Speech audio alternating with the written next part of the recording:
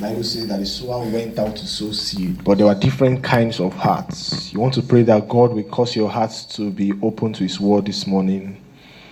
That God will cause your heart to yield fruit 30-fold, 60-fold, and 100-fold. Lord, let my heart receive the seed of your word. And let your word that will come into my heart produce fruit. I cannot hear you pray this morning. Lord, I'm not going to come to your presence to just hear your word and just live the same way I have come. I want a change in my life. I want your word to bring forth fruit in my life. Open your mouth and pray. Call upon the name of the Lord that the ministry of the word will be productive in your hearts. When God sends forth his word, it comes with power for a purpose. There's the power, there's the purpose. You want to pray that the purpose of God's word in your life will be accomplished by the power of God. Open your mouth and pray. I'm waiting for you to pray this morning. We are not going to rush into the word until we have really prayed and our hearts are open to receive. You will say, Lord, I pray that my hearts will be open to receive your word. And the purpose for this word at this time will be accomplished.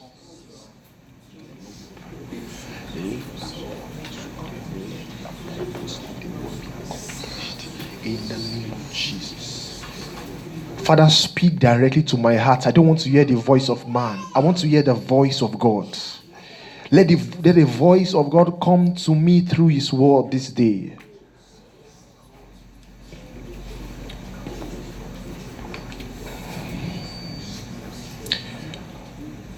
In Jesus' mighty name we pray.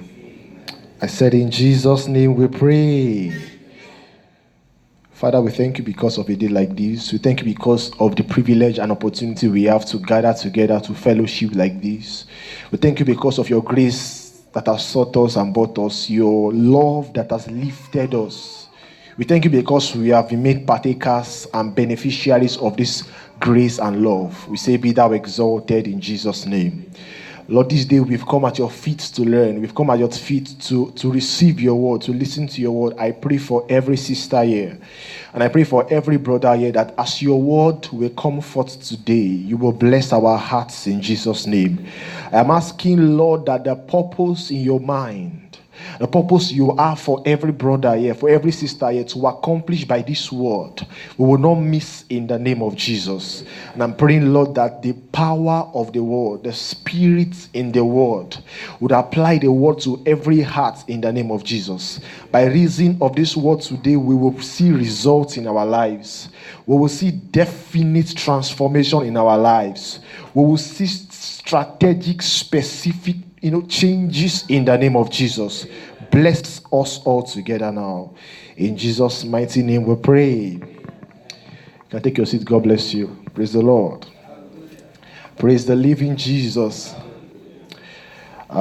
Each time we gather like this, week after week, we come together, and sometimes it may almost look like a routine. And so in times like this, it's good we begin by reminding ourselves of the purpose. Someone said that if purpose is not known, that abuse is inevitable. If you don't know the purpose of something, of a process, or of a practice, that abuse is inevitable. So I think it's appropriate that we begin by reminding ourselves why we gather. Like, why do we have to come together as a church to fellowship?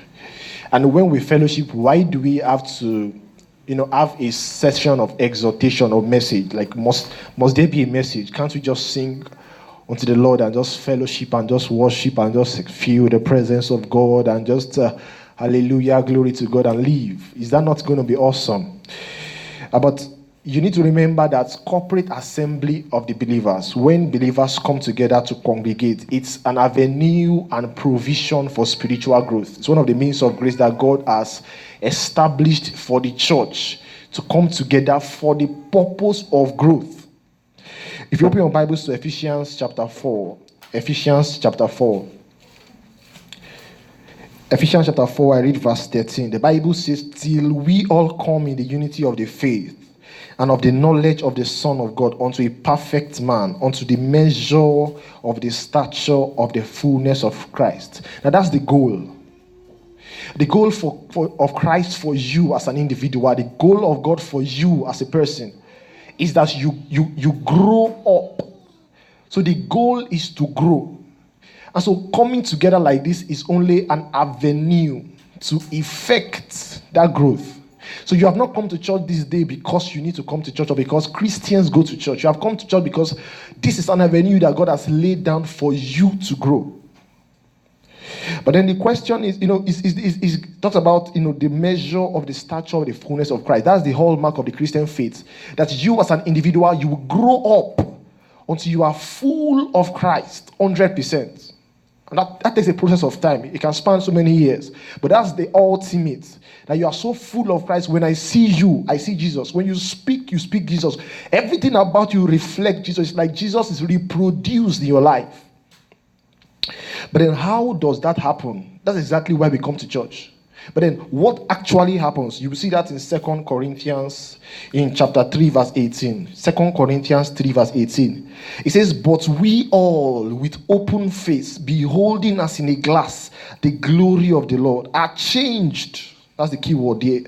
Are changed into the same image from glory to glory, even as by the Spirit of God. So that's the mechanism. That's the process. So the goal is to grow. But then how do you grow? You grow by beholding, by looking. And then what happens when you look? When you look unto Jesus Christ, the Bible says the Spirit of the Lord changes you into what you are looking at. So you become what you behold. That's Christianity. That's why we come to church. So when we come to church and we want to look, into the word and want to consider the life of Jesus Christ, it's not to just inform you mentally, but to transform you spiritually so that you are changed into this image of Christ. If that purpose is not accomplished, you have wasted your time this morning. You are as good as not coming to church. If the Spirit of the Lord does not change you today into another level of glory in Jesus Christ, you did not come to church. I pray the Lord will help us in Jesus' name. And that's the will of God. That's what we want to do this morning. As we consider the message, Jesus was moved. But why? We are looking at this passage so that as we look at the life of Christ here, we become changed into this image. Matthew chapter 9. Matthew 9:36. We'll look 36, 37, 38. Matthew 9, 36, 37, 38. The Bible says, but when he saw the multitudes, he was moved with compassion on them because they fainted and were scattered abroad as sheep having no shepherd. Then said he unto his disciples, the harvest truly is plenteous, but the laborers are few. Pray ye therefore the Lord of the harvest, that he will send forth laborers into the harvest. Praise the Lord. Let's look at verse 36 again. It says, but when he saw the multitudes, he was moved with compassion on them. The Bible says that Jesus was moved with compassion. I think that's something to really pause and ponder. That's something to think about. And it's important to think about this because this is not the only instance in the Bible. This is not the only record in the Bible where Jesus was moved with compassion. In Matthew 14, verse 14, the Bible says Jesus was moved with compassion toward them. In chapter 15, verse 32, Jesus said, I have compassion on the multitude. Chapter 20, verse 34, the Bible says Jesus had compassion on them. In the book of Mark, chapter 1, verse 41, Jesus was moved with compassion. In chapter 6, verse 34, he was moved with compassion toward them. In chapter 8, verse 2, I have compassion on the multitude. In the book of Luke, chapter 7, verse 13, the Bible says, when the Lord saw her, he had compassion on her. But the question is, what even is compassion? One mistake you can make is to assume what it does not mean. And by so doing, you have zoned yourself out of the purpose of God. What you could have been changed into, what you could have received as a blessing, you have zoned yourself out because you just assumed what it meant. And then you dealt on the basis of that assumption. But we don't want to assume today. We want to query what compassion means. What does compassion mean? Of course, the dictionary has its definition, and, I'm sure you have ideas of what compassion would mean. But I think I want to focus on the biblical use of this word so that we can really apply our hearts to what God intended to communicate to us. When you look at this word compassion in the Bible, the word from which it was derived was, a Greek word that would transliterate into the inward parts. So things about your heart, your lungs, your liver, your kidneys. And so when the writer of the Bible was saying Jesus was moved with compassion, I want you to picture like his lungs, his kidneys, his liver were moved. There was an internal move. So when they use that word compassion, the people of that language, for example, because they are then taught that those who are the bowels of emotion, that emotion was seated in your bowels. So when you as an English person will say, like, I love you from the depth of my heart, a Greek will say, I love you with my intestine. Because that was where they assumed that emotions were located. So when the Bible says that Jesus was moved with compassion, it meant that Jesus was moved with his emotions. Like everything inside him was moved. That's the kind of compassion that, we're talking about in this verse. So you might have other definitions, but this is the way the Bible paints this kind of compassion. Of course, there are many words from the Old Testament, New Testament, translated compassion. But this specific word used in this reference, that's what it meant. And so it gives you an understanding of, the experience of Jesus Christ. And so it is far more than pity. It's not just pity. It's talking about a gut-wrenching feeling within you internally that you can't even resist. It's a kind of feeling that compels you to respond. It's not, it's the feeling of sorrow, of pity, excited by the sufferings or misfortunes of another. So when you look at someone depressed, when you look at someone sick, when you look at someone suffering, it's like the suffering of the person is transmitted into you. And you cannot even hold it. You just need to respond. That's the kind of compassion, that the Bible is talking about here. So it is not a quiet virtue.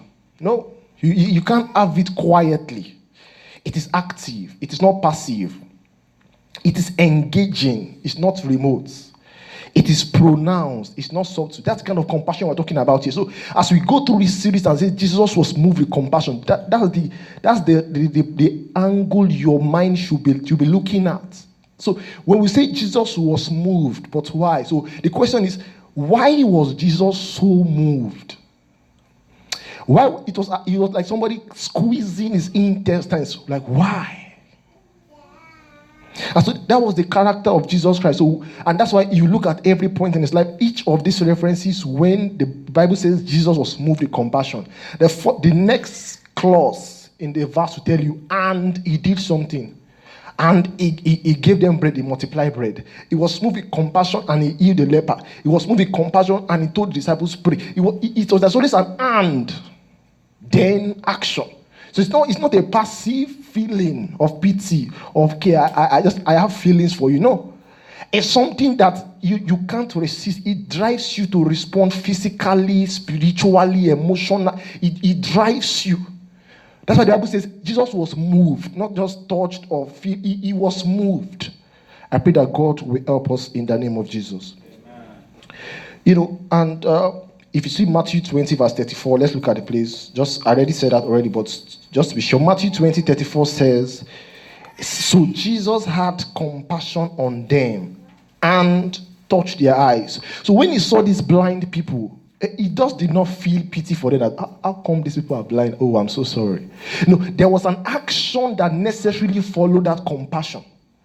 And he touched their eyes. If you look at Mark 6:34, the Bible says Jesus saw much people and was moved with compassion toward them, and he began to teach them many things. Action always followed. In Matthew 14:14, Jesus saw a great multitude and was moved with compassion toward them, and he healed their sick. It was not sufficient to feel sorry for the sick. As the Savior, as Jesus the healer, it was not okay to just, how I wish these people could say. He healed them. That's the kind of compassion that Jesus Christ had. And then, as we look at him, as we look at Jesus Christ today, as we behold him, as we want to become like him, one thing you want to take note of, that Jesus was a man that had compassion. An active, motivating force to do the will of God. And as we come to ourselves, as we assess ourselves, I want you to think of, what it would have been like if Jesus were to be in Chicago today. Like, imagine Jesus walking on the street of Chicago. Like, what would have been his day-to-day experience?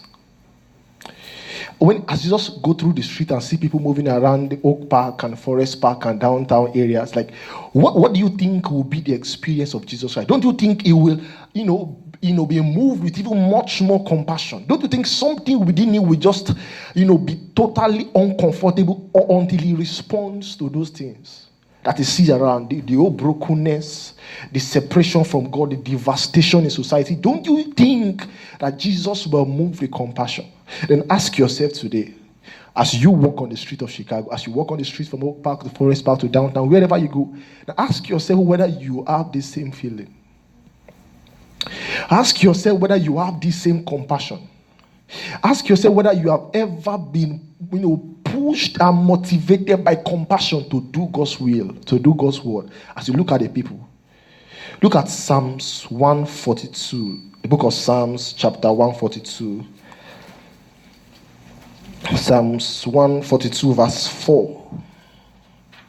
I'm waiting for you to open. It's a very serious verse. Psalm 142 in verse 4. It says, I looked on my right hand and beheld, but there was no man that would know me. Refuge failed me. No man cared for my soul. Now, is that going to be the testimony of people around us when you are there? This man said he looked all over the place. No one cared about him. No man bothered to care about his soul. Is that not the same experience of people in Chicago today? Even though there are many people who are saved, and on their way to heaven, is this still not the experience of many in society today, that no man cared for my soul? Although there are Christians around me, although there are Christians in my place of work, although there are Christians who are saved, who have the gospel, with me on the bus, on train, or whatever, no man cared for my soul.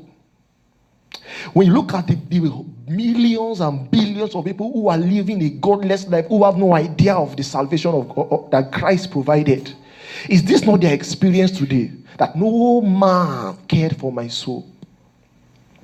That was not the experience when Jesus was there. No.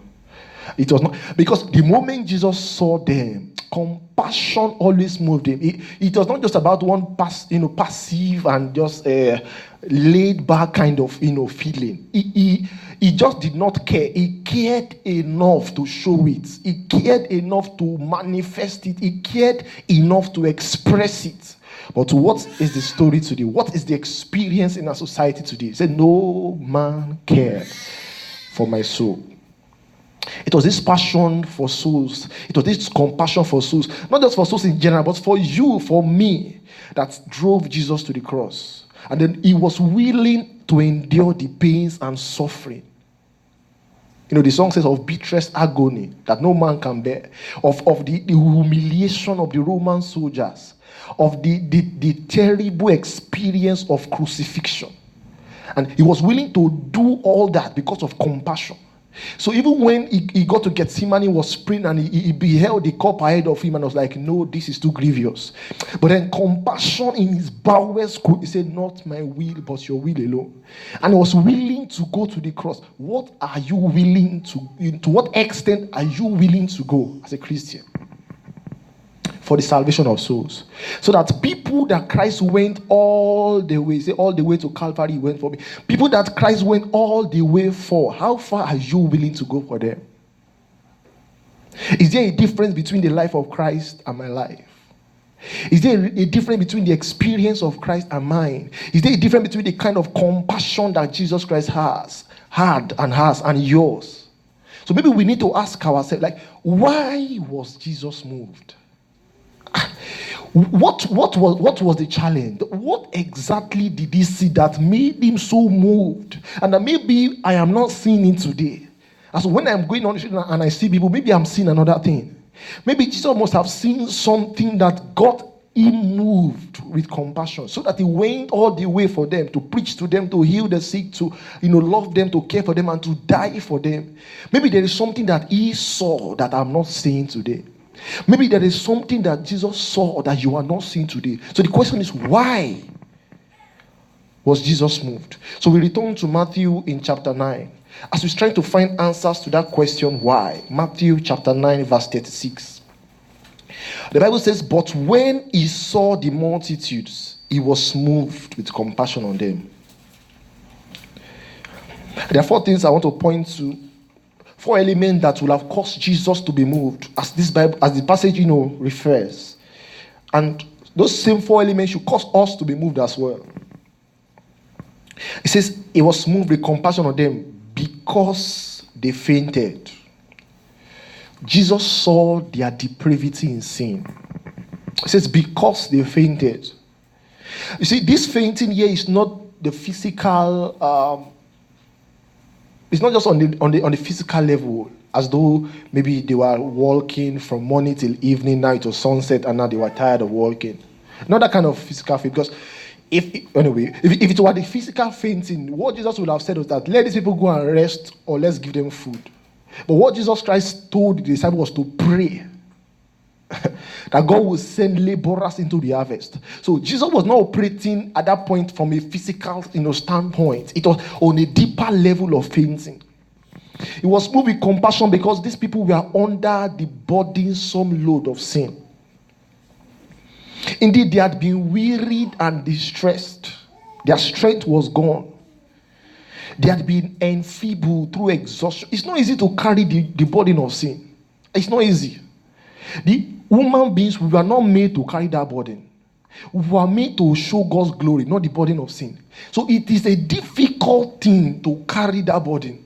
Look at Psalms 38 verse 4. Psalms 38 verse 4. Psalms 38 verse 4. The Bible says, for mine iniquities are gone over mine head. As an heavy burden, they are too heavy for me. That's the story. That's always the testimony. It has always been like that, because in the beginning it was not so. The Bible says male and female made them in his own image. We were made in the image of God to reflect God's glory, not to carry the burden of sin. And so because of the fall of Adam and Eve, and brought humanity into complete and total depravity, every man you see born of woman today carries that burden of sin, that gruesome, heavy, burdensome load. And that was when Jesus saw them carrying the load, he was moved. That was one reason why he was moved. And then all over this society today, everywhere we go, we have people carrying that burden. And many times they don't even know they're carrying the burden. Sometimes they know. Or they just kind of live their life as though they don't care, but they just try to take their minds off the fact, but the guilt is there. The burden is there.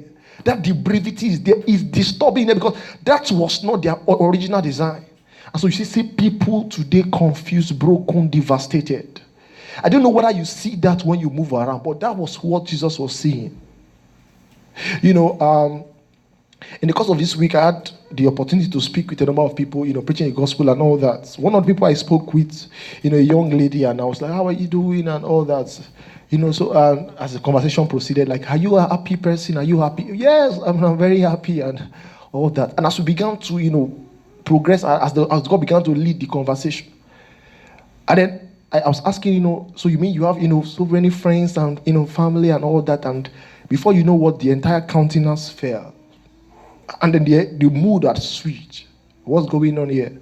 And as we began to proceed, if you were here last Sunday, you saw the practical examples of preaching, and those things, they work magic.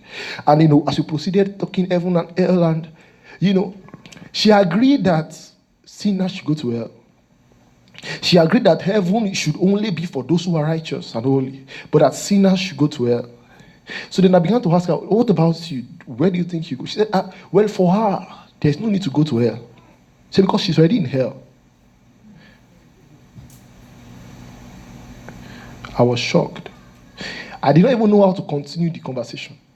And I didn't even know the next thing to say. Now, this is a young girl, very happy and laughing, but when she looked at her life, She felt that if God would punish her, then the punishment has started already.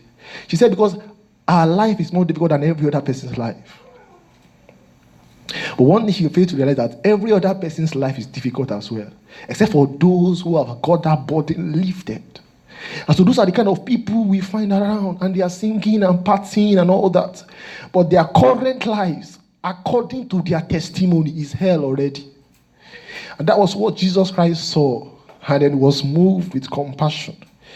I pray God will open our eyes in Jesus' name. I say God will open our eyes in Jesus' name.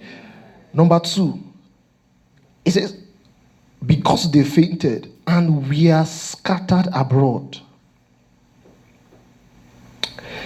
And we are scattered abroad. Jesus saw their departure from God. Sometimes in this age of increasing secularity, so much of these secular perspectives might have affected our vision. So that when we see people, we don't look at them the way Christ would have looked at them. So that when someone is departed from God, it does not break our hearts. Because society has made that to seem like an alternative lifestyle. Like as though you choose what you want, whether you want to be a God person, you want to be a religious person, or well, for me, I'm not really a religious person, I'm a spiritual person, or I'm not even a religious, I'm not spiritual, I'm just there, I'm just myself. Or well, I just believe in love, just love every other person and just to do good. I'm a good person, I'm there for people, I show compassion and empathy and all that. As if there are different ways of life, but really there are just two ways. You're either with God or you are not. You are either in the household or you are not. You are either in the Father's house or you are in a faraway place, wandering like the prodigal, wandering in the wilderness. And so when Jesus saw their departure from God, he was moved with compassion. When you see people who are not in relationship with God, like, how do you feel? Like, does it have any meaning to you? Does it make any difference to you? When you see a Christian who is with God and you see someone who is not a Christian, like, are they the same in your sight? In the sight of Jesus Christ, no, sir. Because he knew that they were away from the fold. No company, no fellowship. No community of believers sharing the love and the life of God and the light of God. And when he saw those things, they broke his heart. He knew they were away from the shepherd. No guidance or protection. The Bible says, my sheep hear my voice and I know them and they follow me. But then there are others that are outside the fold. And Jesus knew that the experience of a sheep outside the protection, the cover of a shepherd is grievous. It's depressing. It's devastating. And then he was moved with compassion. He knew they were away from home. No comfort, no rest. The Bible says, come unto me, all ye that labor and are heavy laden, and I will give you rest. It says, take my yoke upon you, for my yoke is light. And then, you shall find rest unto your souls. And he knew that since these people were away from home, they will not find rest. Forget the kind of, pleasurable lifestyle they're trying to live to just cover up that reality. But Jesus saw them and he saw that these people have not tasted of rest. The Bible says, labor that you enter into the rest. These people would not taste of that rest. They have not tasted of that rest. And when he saw them that way, his heart was broken. I think this is the kind of lens that we look at people, from for us to be moved like Jesus Christ. If you look at people from another lens, you just see them, hey guy, how you doing? And just play and greet. But when you view people from the lens that, as I look at this person right now, this person is away from home. It's away from the shepherd. It's away from God. Hopelessness, without hope. As they are walking on the street, they have no hope for the future. Because they don't know who holds tomorrow. No hope for the future. Both, the close future and the far away future. Their eternal future. There's no hope. And when Jesus saw that, wow, these people are just moving here and there with no hope of the future, no hope of eternity, it broke his heart. And he was moved with compassion. We need to realize that anyone who is unsaved is away from God. And we need to understand the implication of being away from God. It is only then that as we move around, as we see people, we can really be moved with compassion as Jesus Christ was moved. I pray God will help us in Jesus' name. Number 3, the Bible says, as sheep having no shepherd. As sheep having no shepherd. Jesus saw their despair without a shepherd. Honestly, sometimes we take for granted the privileges in Christ. We take for granted the blessings of Christianity. We don't appreciate it. We don't esteem it with the kind of royal value as they demand. And that's why sometimes when we see people who are not Christians, it does not really move us. Because even you as a Christian, maybe you've not come to maximize the potential in your calling. You've not come to maximize the provision, what Christ has made available, the riches of his glory, the provisions of the kingdom. And so when you see someone who has not entered into the kingdom, who is not enjoying those privileges, you're not moved. When you know that as a Christian in the church, you enjoy the blessing of companionship. If you don't even esteem companionship as a person, you can't, be compassionate for somebody who is not experiencing companionship, because even to you, it makes no difference. If you don't know the privilege to have joy, if you've not come to experience joy, you are living a life without joy, and at the point in time you met the Lord and joy filled your soul, and then currently the joy is still fresh, you will not be able to have compassion on somebody who does not have that kind of joy. Even their happiness and their fake, pleasure lifestyle will be making you envious. You will wish you were in the beach this morning. You will wish you were in the party. You wish you were in the club. You wish you were in the dinner, in the hangout. Because even you've not even come to apprehend the joy in the Lord. The peace. That peace that passes all human understanding. That peace that we can't express in English language. That kind of peace. If you've not come to the fullness of that peace, you will not have compassion for somebody who does not have the peace. And so this kind of privileges of the rest, satisfaction, hope, comfort, assurance, love, that are made available by the shepherd for the sheep. If you've not come to realize the power of these things, the potency, the potentials, you may not have compassion on those who don't have it, but not for Christ. When he saw the people, and he saw that they were away from the shepherd, that the kind of despair they were living in, the brokenness, so much depression and suicidal tendencies everywhere, because there is no love there. There's no hope, no peace, no rest. And when Jesus saw those things, wow, he was moved with compassion. Not just moved to just pity them. He just pitied those who are having suicidal thought or depression and all that. He was moved to action. It's our duty as believers to tell people of Jesus Christ. People are in despair already. They are broken down. The devil has wrecked the souls of men. The devil has put men in bondage and has tormented them so far. And that's what we should see when we see people. Finally, Jesus saw their destiny in hell. If nothing else would even move anyone to compassion, I think this should move someone to compassion. Except you don't even believe the doctrine of heaven and hell. If maybe you yourself, as you go to preach, people say well, they don't believe in heaven or you too, you don't even believe. You're wondering, really, could there be a heaven? Really, could there be? Because if you know what hell is, if you don't understand when the Bible says there's weeping and gnashing of teeth, outer darkness, where the worm dieth not and the fire is not quenched, and then the fire is of brimstone and sulfur. Like if you can mentally picture that for a second, and then you look at an individual, and like this person is on the straight road, expressway to hell, you will be moved. I'm sorry, you will be moved. But maybe we ourselves, we are not as sure, we're not convinced, or we forget. Because many times we are human beings, we can forget a lot. Who does not forget something? So maybe when you meet people, you are forgotten of hell. Jesus did not forget. He knew that these people without him, they are straight through to damnation because they were born in sin. The Bible says, all have sinned and have come short of the glory of God. For the wages of sin is death. And the Bible, and you know that these people have that eternal destiny in hell. And when Jesus saw them, wow, he was moved with compassion. He knew he had to do something to keep these ones from hell.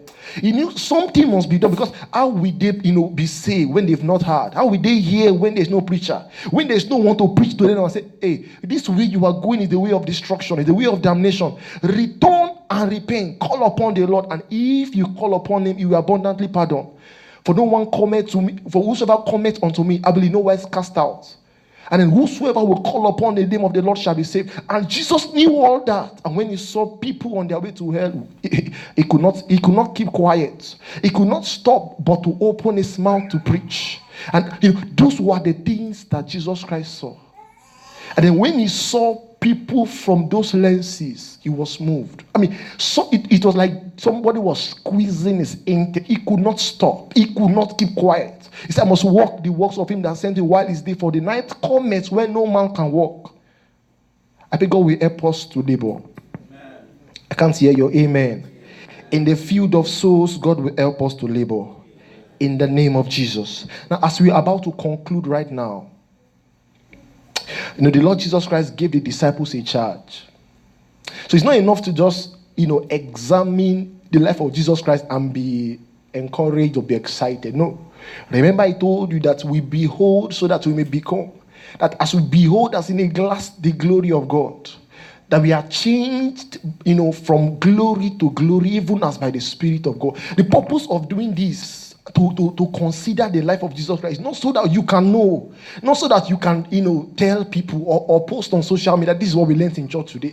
It's so that you, as a person, can be changed into this same image by the Spirit of God. That's the purpose. The purpose is so that when you leave today, when you leave this place, you will find that this is a similar experience in your life. How did it happen? It happened by the Spirit of the Lord. If that does not happen in your life, you did not come to church. You just wasted your time here. And so that's why you want to know, how does this now affect you? How does it, how can you get into this? And that was what Jesus Christ did in verse 37 and verse 38. Then saith he unto his disciples, it says, the harvest truly is plenteous, but the laborers are few. Pray ye therefore the Lord of the harvest, that he will send forth laborers into his harvest. And so when Jesus Christ, gave disciples this charge, he placed 3 responsibilities on their shoulders, as you can see in these 2 verses. The first is visualize. Visualize. In John chapter 4, verse 35, so that you can get that part clearly. John 4:35.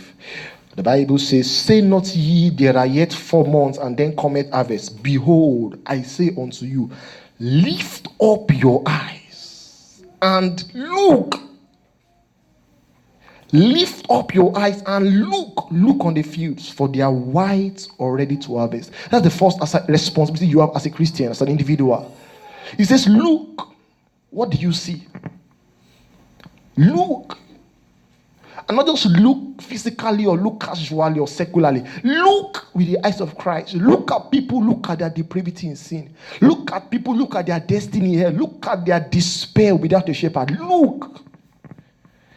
You need to, as you see people, it's good to see people and, greet and be nice and be caring, but let this mind be in you as was in Christ Jesus Christ. Let this vision be in you as was in Christ Jesus Christ. Let these lenses, these perspectives be in you as was in Christ Jesus Christ. When Jesus saw men, he saw their depravity in sin. When you see men, what do you see? He saw their departure from God. When you see men, what do you see? He saw their despair without a shepherd. When you see men, what do you see? He saw their destiny in hell. When you see men, what do you see? We need this same vision. If we really believe in hell, like we say we do, like we preach, then why are we not really willing and zealous in telling more men about the Savior?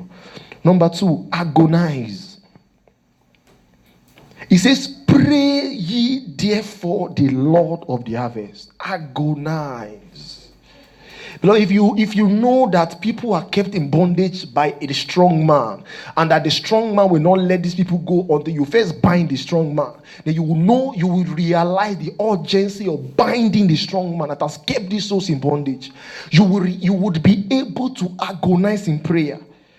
You will be broken and you will be burdened for the salvation of these souls. When you realize the kind of despair they are living in and their destiny in hell, you will be compelled, you will be driven, you will be moved to pray, to effectively agonize. It was E.M. Bounds in his book, Power Through Prayer. He said, talking to men for God is a great thing, but talking to God for men is greater still.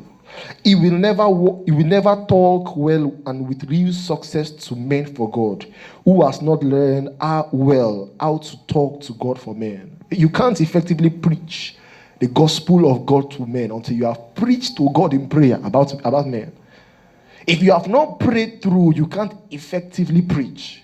You may find yourself unable to preach, having excuses about preaching, or being ineffective in preaching. But when you have learned to stay in prayer and you've agonized, you've bended this before God, you've cried and said, God, give me souls. Like the man crying, give me Scotland lest I die. When you've reached that kind of potency in prayer and say, God, you need to save these souls out of the bondage of sin, out of their bondage in the hands of the devil. Agonize. God will give us this burden in Jesus' name. And 3, evangelize. It's not enough to agonize. Some people are good prayer warriors. They can pray. Well, I'm praying for souls. The Bible says, how would they hear? How would they be saved when they've not heard? How would they hear when there's no preacher? Evangelism is not just prayer. You need to preach the good news. Listen, it is not enough to say, I preach with my lifestyle. It is true that we need to live lifestyle that befit the gospel, the kingdom of God. But Jesus did not say, go into what you want and live the lifestyle. The Bible says, go and preach. Not go and live the life. It's good to live the life. Of course, if you're a Christian, you are going to live the lifestyle. You are not living the lifestyle because you want to preach. You are living the lifestyle because that is the seed in you. And you are just, bringing forth the fruits. I would say, bring forth fruits, meet for repentance. That's just natural. It's natural that if I plant a seed of corn in the ground, it will bring forth fruit of corn. Simple. You are not doing that to preach. The protocol of salvation and the gospel is that men will open their mouth and preach the gospel. It's not enough to say, I'm living the life. Evangelize. Open your mouth and let the gospel come forth. Engage people in conversations like Jesus and the Samaritan woman at the well. Preach the gospel. Be instant in season, out of season. Do the work of an evangelist. Not live the life of an evangelist. It's a work. That's why the Bible says, pray that laborers should come, not lifers or leavers. Laborers. People that will plow the field of souls. Who will, by energy, by effort, day after they preach the gospel. That's the commission of God. It's the great commission. We preach by reaching out to each person. That's the desire of the Lord. That's the great commission that Jesus gave his disciples before he left this world. And that's what we must be found doing even unto the end. The Lord will help us in Jesus' name. As we conclude, you want to ask yourself, what have you been doing so far to keep men out of hell? Men are dying every day, and men will definitely die. I mean, that's the consequence of the fall. But death is a necessary evil, so to speak. Right? So what are you doing to keep men out of hell? The plan of God is that we will preach this gospel and bear this good news in the dying planet like ours. And our job is the greatest ever known. Even angels might have, volunteered to preach this gospel, but that's not the protocol of the kingdom. It's men that will preach. They will not come back from their graves to come and preach. No, because they have Moses, they have preachers, they have people that know the word with them. And that's the principle of the kingdom. And that's the will of God. That's God's plan for us. But then how effective have you been in this assignment? Proverbs 11:30 says, the fruits of the righteous is a tree of life, and he that winneth souls is wise. Psalm 126 verse 5 and 6 says, they that sow in tears shall reap in joy. He that goeth forth and weepeth, bearing precious seed, shall doubtless come again with rejoicing, bringing his sheaves with him. But that's for the person, and only the person that will go forth. It's those who go forth to labor, to toil, that will return rejoicing, bringing his sheaves, bringing result, bringing fruit with him. Jesus said, ye have not chosen me, but I have chosen you, and I have ordained you that ye should go forth and bring fruit, and that your fruit should remain. You want to examine yourself. How much fruit have you brought in? How much fruit have you brought in? Maybe we need to come before the Lord this day and confess that we have not witnessed as often as we ought to, as passionately as we ought to, with the kind of compassion that we ought to. Maybe there is a name in your heart that comes to mind. Maybe there's a name on your Operation Samaritan Woman card. Or maybe there's no even name at all because you are not moved because you don't even see men like Jesus saw men. Maybe that's one thing you really want to talk to God about. That, Lord, I've gotten this card for a month now. I've not even had any name to put. Even though you see hundreds and thousands every day, you could not even find any name to put because that compassion was not there. What has kept you from active evangelism? Any heart that is immersed in compassion will overcome superficial barriers. Whatever kind of barriers that seems as between us and those we're going to reach out to. You know, it's said that people do not care how much you know until they know how much you care. And so maybe the problem is our little to no compassion at all. So why not we ask the Lord Jesus Christ to pour more compassion into our lives this morning so that we can be like him, and that it should move our hearts with what moves his heart, that it should break our hearts with what breaks his heart, that it should burden our hearts with what burdens his heart. And I believe as we pray this morning, the Lord will do it in Jesus' name. Shall we rise up on our feet and talk to God in prayers? I trust that God might have said one or two things to your hearts, and the best response is the response of prayer. You want to say, Lord, I've heard your word this morning. I've considered your life. I can see the distance between your life and mine. But I pray by the Spirit of the Lord. Father, you would work compassion into my soul. Open your mouth and tell the Lord in prayers. The Lord is able to do this thing. The Lord is able to do this thing. By the Spirit of God, we are changed. By the Spirit of the Lord. Holy Spirit, I present my heart before you today. Holy Spirit, I present my life before you today. Lord, I want to carry the same burden. I want to carry the same passion. I want to carry the same compassion for souls. I want my heart to be filled with compassion. Are you praying this morning? Lord Jesus, I've considered your life. I want to be like you. To be like you, Lord, is my heart cry. The Bible says, let this mind be in you, as was in Jesus Christ. Let these hearts be in you, the hearts of compassion.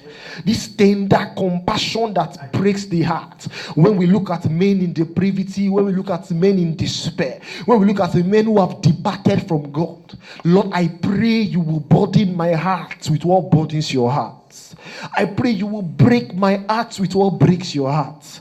I pray you will move my heart with what moves your heart. Open your mouth and pray this morning. God is able to do it as you pray.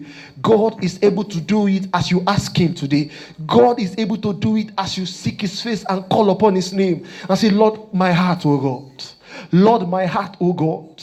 Maybe your heart has been too hard to be moved. Your heart has been too hard to be broken. The Bible says, I will take away the stony heart. I will give you a heart of flesh. Oh God, give me this heart of flesh. This heart that is moved with what moves God. This heart that is touched with what touches God.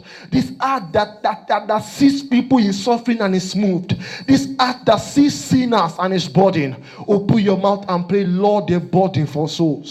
Lord, the passion for souls. In the name of Jesus, open your mouth and tell the Lord.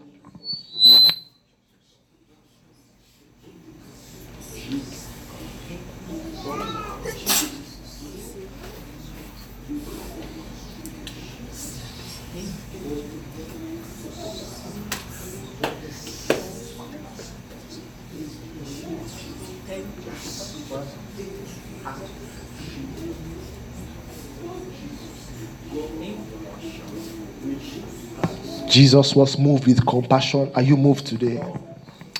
Jesus was moved with compassion. Are you moved today? Oh God, whatever caused Jesus to be moved, Lord, do the same in my life. Lord, let me say, Jesus has led the example that we should walk in his ways. We should walk in his steps. Oh God, I want to be like Christ. Spirit of the Lord, I pray you will do in me that what's in Jesus Christ. That my heart be moved with what moves God. That my heart be burdened with what burdens God. Lord, I refuse this life of ease and pleasure and just play over this light kind of living. Lord, I want to carry the burden of the kingdom. I want to carry the passion of the kingdom. I want to carry this burden, oh God, that when I see souls, I am moved to compassion. When I see those who have rejected the Lord, when I see those living without the saving grace, that I am moved with compassion. Open your mouth and pray this morning, and God will do it. Open your mouth and beseech the Spirit of the Lord to plant this seed in your hearts. Bible says, for this seed is in them. I pray, oh God, for the seed of compassion, for the seed of burden or passion, so that I can go soul winning out where the sinners are. Open your mouth and tell the Lord.